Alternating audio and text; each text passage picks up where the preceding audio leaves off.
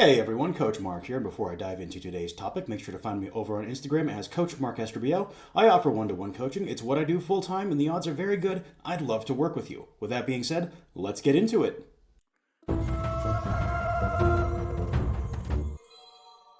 And in today's video, I'm going to be talking about my second day of training, which is my upper developmental day. Now, something worth discussing right off the bat is understanding developmental versus dynamic effort. Developmental days are my second lighter day of training. They are my analog for dynamic effort in my iteration of Conjugate.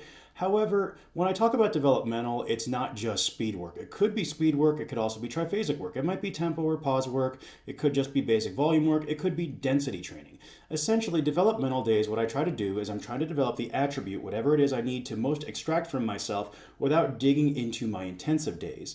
And there's going to be some people, I've had definitely comments on Instagram, for example, where people say, well, it's not Conjugate if you're not doing speed work.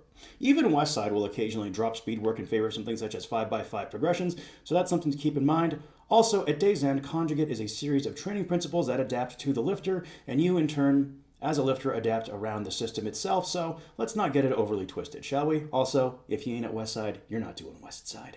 Now, as far as the day itself goes, let's take a quick look at what the training day looks like. We're starting off with a paused powerlifting style competition bench press. Then we're going to move into the log one motion, also known as the Viper press, some chin-ups, then a superset of tricep press downs and hammer curls, and last but not least, some skull crushers. Now, as far as the bench press training goes, what I did here is using a pretty basic modified block approach where for the first 3 weeks, we're doing 5x5. This is just to get me used to working with the bar again, kind of feeling it in my hands. And how I would approach the pause here is I would pause reps 1 and 5. That way I'm both starting and ending my set with a proper competition style pause.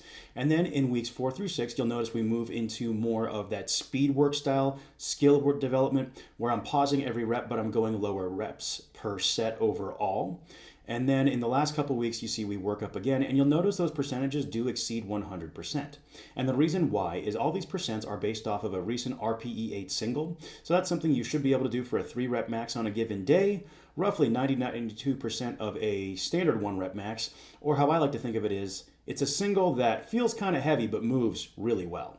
So then you will see in week 9, I'm going to work up and try and hit something that's either heavier at RPE8, or if I'm feeling really good, might go for a 1RM. And again, this is a pause style bench. So for me, even if it's a situation where I'm just matching my touch and go bench, I'm going to be very happy because that is a variation PR. Now, with respect to my log one motion programming, I'm keeping it really gosh darn simple here. It's just a lot of triples. And then in weeks 5 onwards, I'm allowing myself to hit a few top set singles before moving into my volume work. And the reason why here I'm not doing fatigue singles is I specifically want to be a bit more fresh going into these. Additionally, I'll have already done heavier work on the bench plus fatigue singles, so I don't want to cook myself and give myself the best possible opportunity.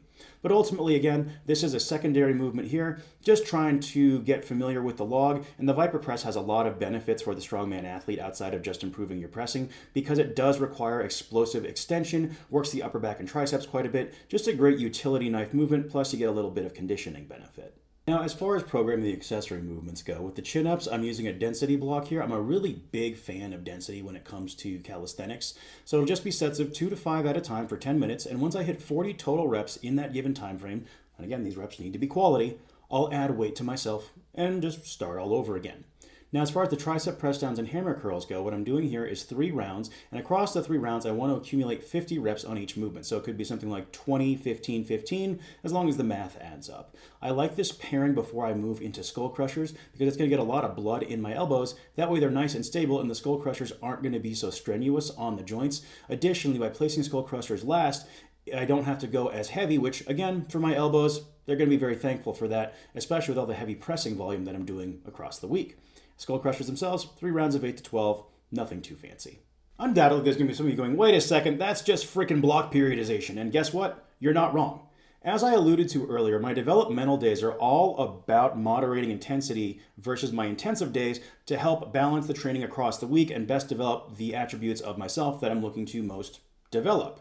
So what will happen here is as I move into the later weeks of the developmental wave on my bench, my upper intensive days, I'm going to train using less loading variation. So for example, I might switch over to dumbbell bench press, dumbbell inclines, where I'm forced to train lighter there. In addition, I'll move to higher rep ranges. What this does is it creates a bit of a pendulum or seesaw where in the 2 days balance each other out. If you really want, we can call this Conjugate or conjulating. I'll probably wind up doing a live discussing this topic a little bit more. I talked a bit about that in my community tabs. I'm going to start doing lives again, not scheduling them, just more extemporaneous speaking, and I think conjulating or Conjugate might be a really fun topic. So that about wraps up today's video. Not too much to discuss. Again, the programming is fairly simple and basic, using a modified block approach to help improve my bench press. In the next video, I'm going to be talking about my lower developmental day, which is also using a very similar approach to help me improve my squat. Thank you so much for taking the time out of your day to watch this video. Hopefully you found something useful in it. If you have any comments or questions, hit me down in the comments section below. The best comments and questions are ones I will turn into fully fledged videos or maybe do a live on, who knows. Anyways, thank you all for your time. Hope you're having a great day, and I'll see you in the next video.